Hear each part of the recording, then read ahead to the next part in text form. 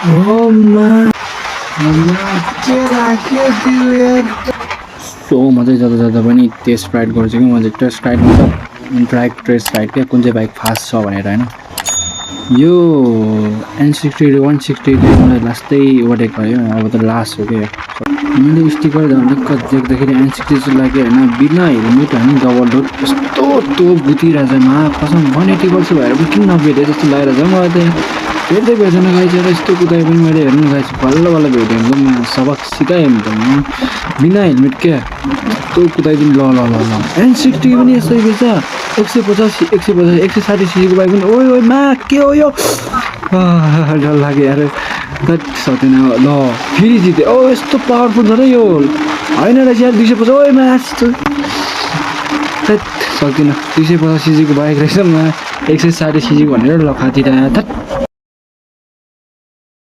म चाहिँ अचम्म भइरहेको 160 सीसीको बाइक पनि डबल रोड पनि यार 180 पल्सर बाइकले नभेट्या भन् ठानेको त यार होइन रहेछ भने 250 सीसी रहेछ म पनि क्या छाप्री भएर यार त्यस्तो कुद्दिन्छ भनेर सोच्नु पनि नसोचिरहेको पछि मैले स्टिकर देख्दै 250 त सात लो गयो अनि त्यो पछि त